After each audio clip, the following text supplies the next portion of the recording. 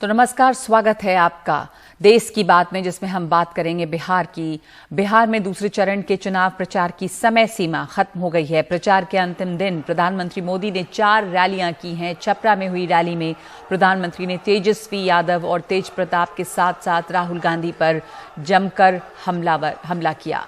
उन्होंने कहा कि एनडीए की डबल इंजन सरकार के मुकाबले जंगल राज के युवराज हैं। उन्होंने इशारों में राहुल को भी युवराज बताया।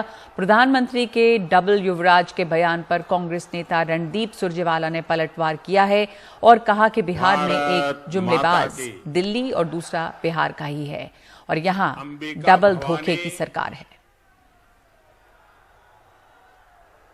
माई के भूमि के हम नमन करता ने आज बिहार के सामने डबल इंजन की सरकार है, तो दूसरी तरफ डबल युवराज भी है और एक तो जंगल राज के युवराज भी है।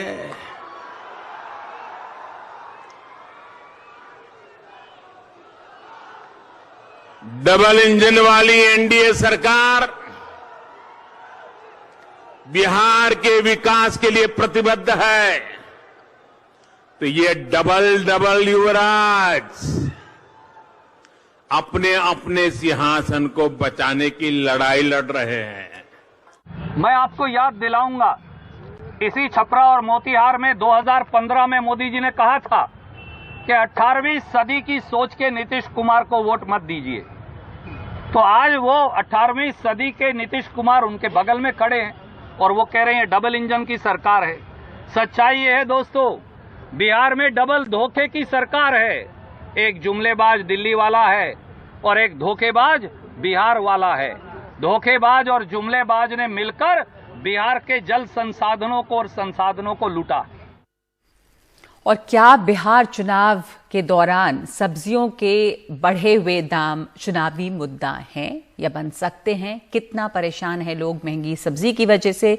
सीवान में सब्जी मंडी में लोगों से बात की है हमारे सहयोगी रविश रंजन शुक्ला ने। मैं इस वक्त सीवान में मौजूद हूं और सीवान की ये सब्जी मंडी आप देख रहे हैं, यहाँ पर किसान भी हैं और खरीदार भी।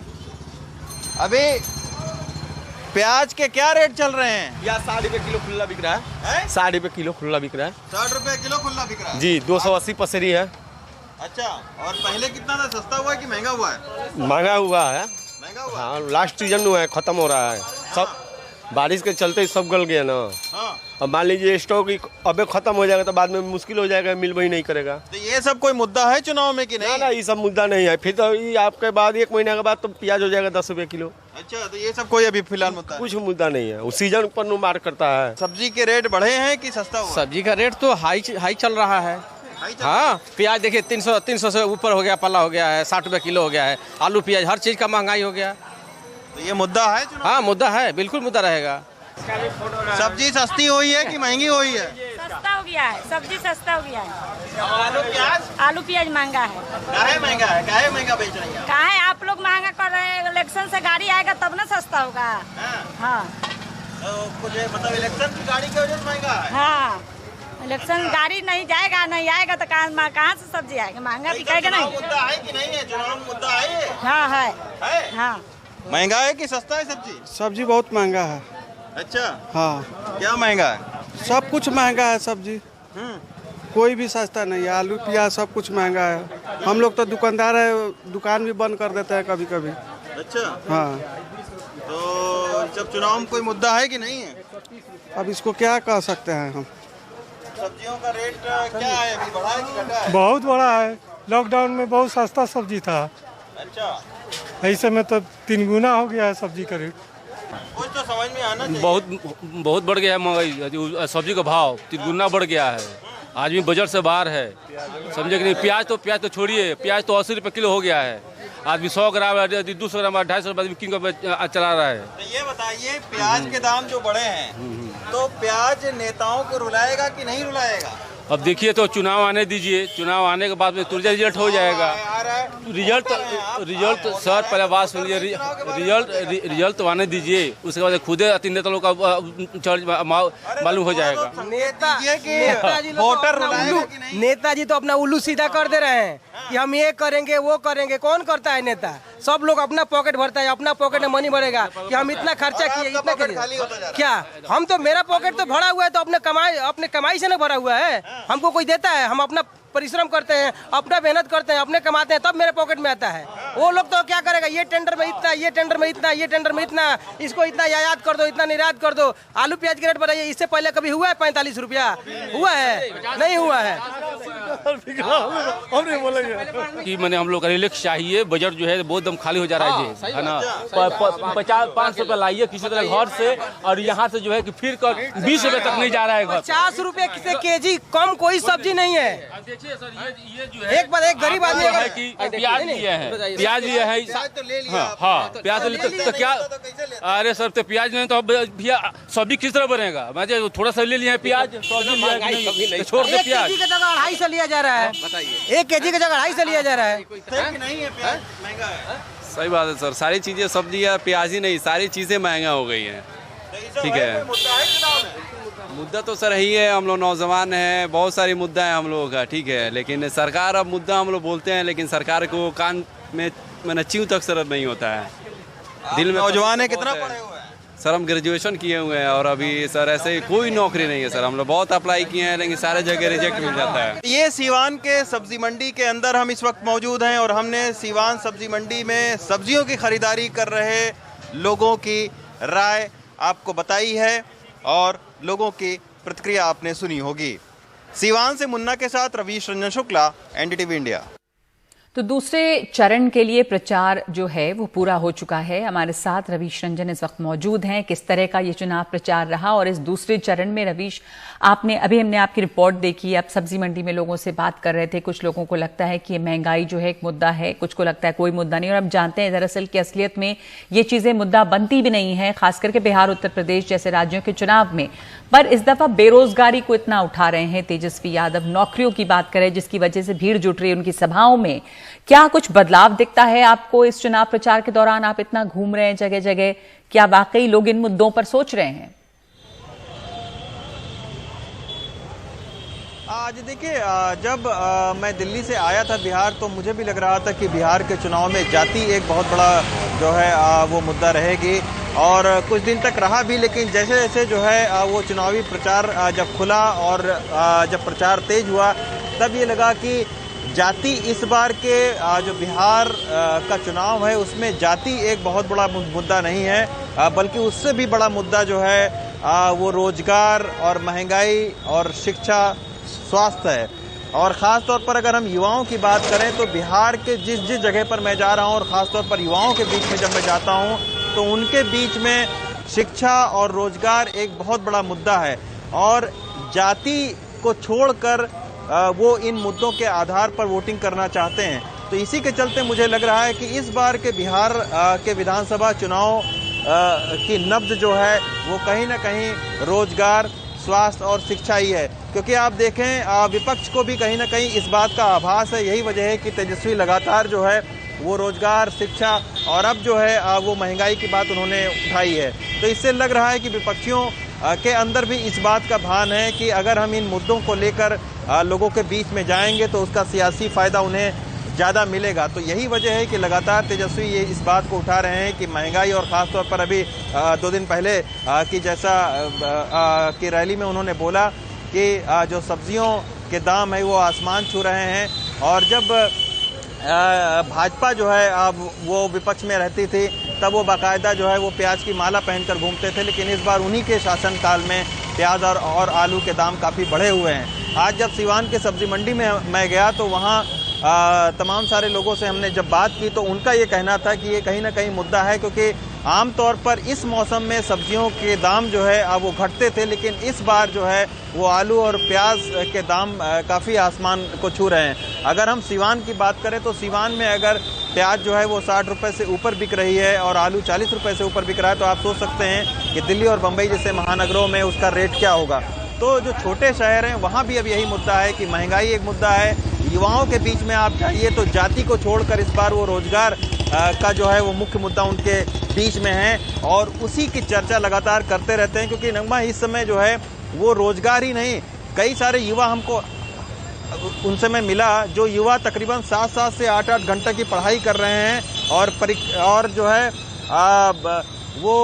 जो नौकरियों की परीक्षा है उसकी वो पढ़ाई करते हैं। 7-8 घंटे जो है वो पढ़ने के बावजूद, एग्जाम देने के बावजूद में उनके जो परीक्षा के जो परिणाम है उसमें डिले हो रहा। तो ये सारे कहीं ना कहीं मुद्दे युवाओं के बीच में हैं और इसी के वजह से विपक्ष को भी लगता है कि अगर इन मुद्दों को ज़्यादा हम उठाएंगे तो उसका सियासी फायदा कहीं ना कहीं उनको मिलेगा। बिल्कुल, क्योंकि तमाम जो धीमी पड़ती अर्थव्यवस्था की रफ्तार, उसके बाद लॉकडाउन, इन तमाम वजहों से जो नौकरियां भी गई हैं लोगों की, युवा इसको लेकर बहुत चिंतित हैं खास तौर पर, और इसलिए इसको मुद्दा बनाने की कोशिश की जा रही है। बहुत बहुत शुक्रिया आपका रवीश रंजन। एक ब्रेक ले रहे हैं इस वक्त हम देश की बात में।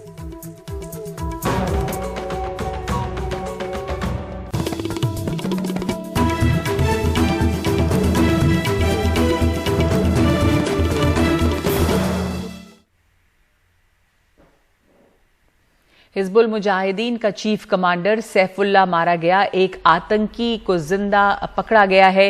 श्रीनगर के रंगरेत इलाके में पुलिस को आतंकवादियों के छिपे होने की सूचना मिली थी। इसके तुरंत बाद पुलिस और सुरक्षा बलों ने संयुक्त ऑपरेशन चलाते हुए आतंकवादियों के छिपे हुए ठिकाने को घेरने का प्रयास किया।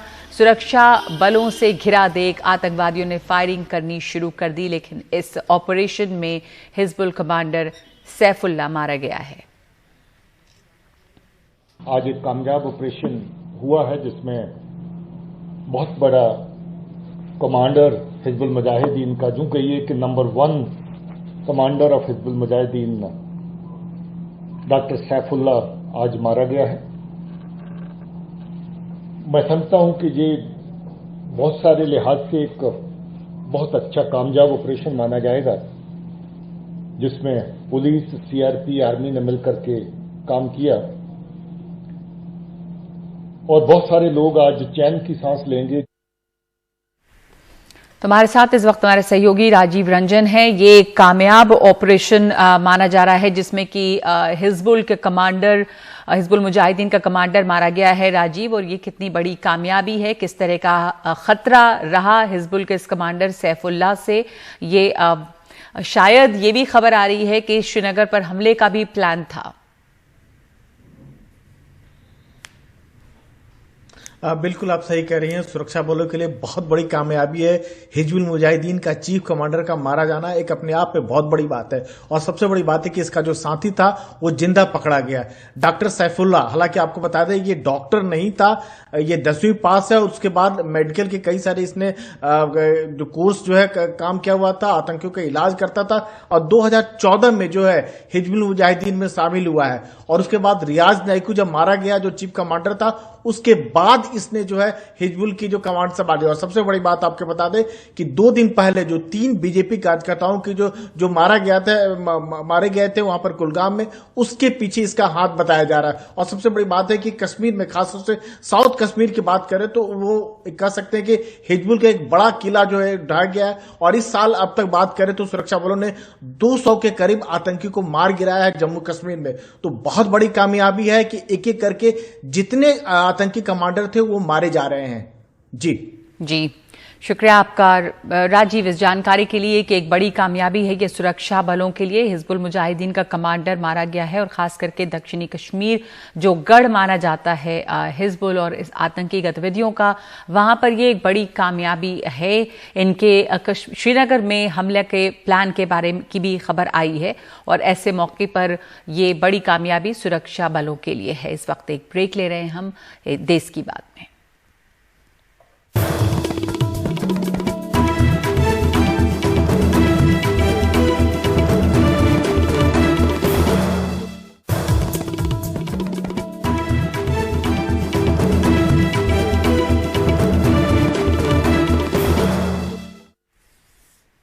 उत्तर प्रदेश के मुख्यमंत्री योगी आदित्यनाथ ने लव जिहाद में शामिल अपराध जो है उसमें शामिल लोगों को चेतावनी दी है कि ये लोग राम नाम सत्य की यात्रा के लिए तैयार रहें। इसके लिए सरकार कानून भी लाएगी। विपक्ष ने योगी के इस बयान को राजनीतिक स्टंट बताया है। जो लोग वाहन व्यक्तियों की इज्जत के साथ खिलवाड़ करते हैं, उनको पहले से मेरी चेतावनी, अगर वे सुधरे नहीं तो राम नाम सत्य है कि यात्रा अब निकलने वाली है। लव जिहाद को लेकर उत्तर प्रदेश के मुख्यमंत्री योगी आदित्यनाथ यूपी के जौनपुर और देवरिया की चुनावी सभाओं में उन्होंने ये मुद्दा जोर शोर से उठाया। यूपी की 7 विधानसभा सीटों पर 3 नवंबर को उपचुनाव होने हैं। कानून व्यवस्था, रोजगार, महंगाई और महिला सुरक्षा के सवालों को लेकर योगी सरकार पहले से घेरे में है, लेकिन इन मुद्दों के बजाय योगी लव जिहाद के मुद्दों पर जोर देते दिखे। इलाहाबाद हाईकोर्ट ने एक आदेश दिया है कि धर्म परिवर्तन के लिए, शादी ब्याह के लिए धर्म परिवर्तन आवश्यक नहीं किया जाना चाहिए, इसको मान्यता नहीं मिलनी चाहिए। और इसलिए सरकार भी निर्णय ले रही है कि हम लव जिहाद को सख्ती से रोकने का कार्य करेंगे। एक प्रभावी कानून बनाएंगे। छद्मवेश में चोरी छुपे, नाम छुपा करके, स्वरूप छुपा करके जो लोग वाहन व्यक्तियों की इज्जत के साथ खिलवाड़ करते हैं, उनको पहले से मेरी चेतावनी, अगर वे सुधरे नहीं तो राम नाम सत्य है कि यात्रा अब निकलने वाली है। दरअसल पिछले ही दिनों इलाहाबाद हाईकोर्ट ने एक केस में फैसला देते हुए कहा कि केवल शादी के लिए धर्म परिवर्तन गलत है। कोर्ट ने मुस्लिम परिवार में पैदा हुई एक महिला के शादी से 1 महीने पहले हिंदू धर्म अपनाने के मामले में फैसला दिया था। हालांकि कोर्ट ने लव जिहाद शब्द का कहीं कोई इस्तेमाल नहीं किया। ये शब्द दक्षिणपंथी संगठन मुस्लिम पुरुषों और हिंदू महिलाओं के बीच संबंधों को निशाना बनाने के लिए इस्तेमाल करते रहे हैं। हाई कोर्ट के फैसले के बाद चुनाव में योगी आदित्यनाथ को यह मुद्दा उठाने का मौका मिल गया।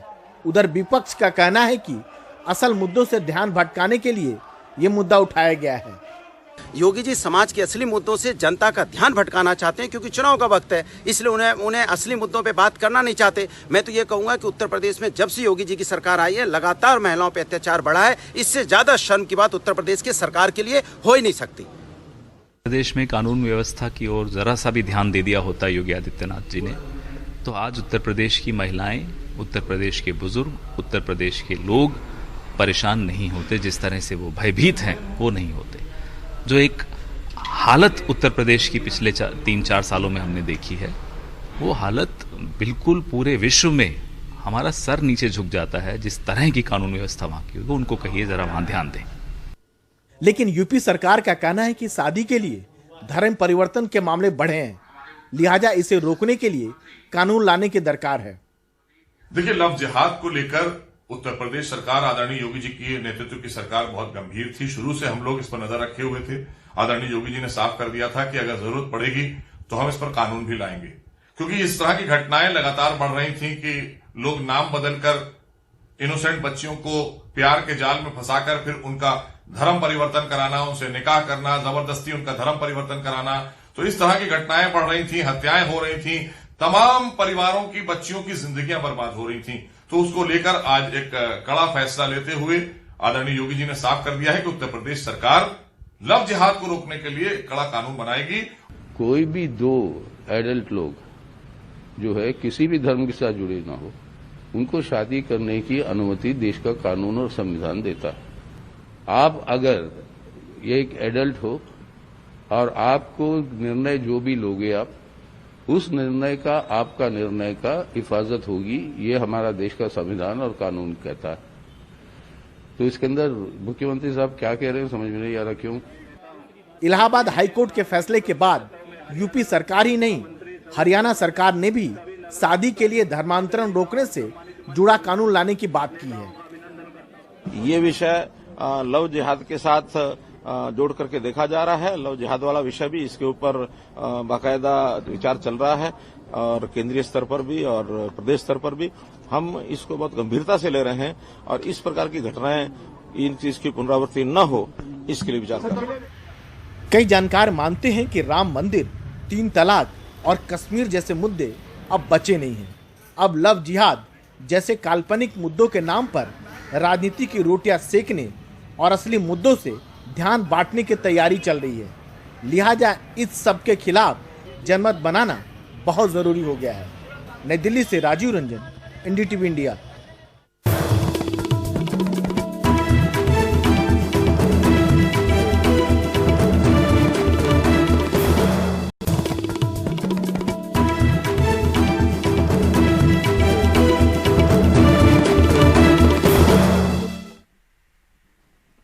दिल्ली में बसों में यात्रियों की संख्या को लेकर आए नए फैसले से लोग खुश हैं। उनका कहना है कि पहले घंटों इंतजार करना पड़ता था, लेकिन अब ऐसा नहीं होगा। हालांकि कुछ लोगों को यह भी डर है कि भीड़ बढ़ेगी और इसकी वजह से कोरोना भी बढ़ सकता है।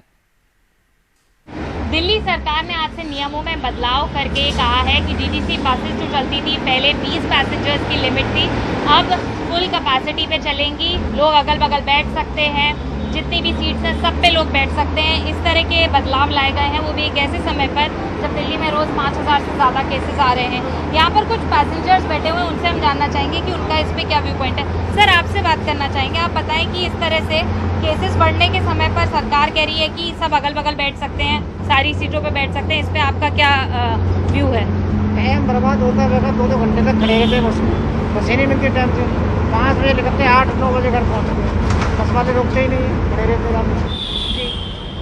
यहाँ पर कुछ महिलाएं भी मौजूद हैं, उनसे भी जानना चाहेंगे। मैडम, आपसे जानना चाहेंगे, दिल्ली सरकार कह रही है कि आज से सभी सीटों पे लोग बैठेंगे, अगल बगल भी बैठेंगे इस तरह से, तो कोविड फैला हुआ है शहर में, ऐसे समय में इस तरह के नियम से खुश हैं आप? इससे लगता है कि हम सेफ नहीं है। तो जहाँ तक पैसेंजर्स की बात की जाए तो पैसेंजर्स में दोनों ही तरह की बातें हो रही है। एक तरह जो लोग कह रहे हैं ये बात सच है कि जब तक सिर्फ 20 पैसेंजर्स की लिमिट थी तो लोगों को घंटों इंतजार करना पड़ता था एक बस में बैठने के लिए, क्योंकि इन बसेस में रोज लाखों की जनता जो है बैठ करके अपने काम पर जाती है और कई लोगों को बसें समय पर नहीं मिलती थी। हम जानना चाहेंगे, यहाँ पर एक मार्शल मौजूद हैं, उनसे भी जानना चाहेंगे उनका क्या इसके ऊपर व्यू पॉइंट है, किस तरह से लोगों को कंट्रोल करेंगे। मैडम, आज तो संडे है, फिर भी बसेस इतनी भरी हुई हैं, तकरीबन सारी की सारी सीट्स भरी हुई हैं। कल जब मंडे होगा, लोग काम पर आएंगे, तो ऐसे में कितना मुश्किल होगा लोगों को कंट्रोल करना, सीट्स जो है सोशल डिस्टेंसिंग मेंटेन करना? मैम, मुश्किल तो होगा, लेकिन पहले के मुकाबले फिर भी कम होगा, लोगों को भी राहत मिलेगी कुछ, और मतलब जैसे पहले था उससे तो बेटर ही होगा, ठीक होगा, मतलब ये। और जितनी सीट है उतने पैसेंजर, ये भी ठीक किया, ये होना भी चाहिए था। हमारे आंखों के सामने से परेशान होते थे पैसेंजर, बसें खाली भाग जाती हैं, उनको बहुत प्रॉब्लम होती है। हम भी ऐसे पैसेंजर ड्यूटी के लिए आते हैं तो हमें भी काफ़ी परेशानियों का सामना करना पड़ता है। और तमाम तरह की छूट के बाद भी दिल्ली के बाजारों में रौनक लौटती नहीं दिख रही, जो त्योहारों में नजर आती थी। सुकृति द्विवेदी की ये रिपोर्ट। बाजार में डिस्काउंट्स और गिफ्ट वाउचर्स की भरमार है। इसके बावजूद त्योहार के सीजन में खरीदारी का वो जोश नहीं दिख रहा जो पिछले साल था। We've also come just because it's necessary. We had to pick up something which was essentials. हमें एक ज़रूरी सामान लेना था, नहीं तो हम बाजार नहीं आते। पहले से बहुत बदलाव है। अब लोग ज़्यादा चीज़ों को ट्राई नहीं करते क्योंकि वो किसी भी तरह के संक्रमण से बचना चाहते हैं। You need, you go for it. You don't try not to touch too many things. So that way it is different. It's a lot different. लेकिन कई खरीदार अब भी ऑनलाइन शॉपिंग को ही तरजीह दे रहे हैं। मॉल्स वगैरह में ज्यादा भीड़ सैर सपाटे के लिए आती दिख रही है। तो अभी तक मैंने ऐसी कोई शॉपिंग करी नहीं, जितनी भी करी तो ऑनलाइन ही करी है। एयरपोर्ट में आकर के फिर भी आपको सेफ लगा? या बिकॉज सिक्योरिटीज अब मतलब सब गवर्नमेंट ने कर दिया है, सेफ कर दिया, तो I am feeling safe now. जो लोग कोरोना की वजह से मॉल्स तक आने में घबरा रहे हैं, उनके लिए मॉल्स ने होम डिलीवरी का भी इंतजाम किया है। मॉल संचालकों का कहना है कि पहले के मुकाबले अभी आधे लोग ही आ रहे हैं, लेकिन खरीदारी में तेजी आई है और आगे भी और तेजी आने की उम्मीद है। सामान बिकने लगा है, पिछले साल की तुलना में 60 से 70% है। कुछ कैटेगरी में बहुत अच्छा सेल हो रहा है, जैसे पर्सनल केयर में, ब्यूटी, कॉस्मेटिक, इलेक्ट्रॉनिक्स के सामान। Electronic goods, Apple and Croma, they are doing extremely well. लेकिन अभी भी सिनेमा हॉल, फिटनेस, फॉर्मल कपड़े और जूतों की ज़्यादा बिक्री नहीं है। clothing and formal shoes. People are looking forward to getting dressed and meeting. हम देख रहे हैं कि लोग अब कपड़ों पर फिर ध्यान दे रहे हैं, दोस्तों से मिल रहे हैं। अगर पिछले साल से तुलना करें तो वैसी शॉपिंग नहीं हो रही है। हालांकि लोग शॉपिंग कर रहे हैं और त्योहार मोड में आते दिख रहे हैं। People are looking forward to picking up something new. Shopping malls को खुले हुए 5 महीने हो चुके हैं। खरीदार अभी भी बड़ी संख्या में नहीं आ रहे हैं, पर दुकानदारों को ये आशा है कि दिवाली के समय होने वाली खरीदारी बढ़ेगी। नई दिल्ली में कैमरा पर्सन मोहम्मद कैफ के साथ सुकीर्ति द्विवेदी, NDTV इंडिया के लिए।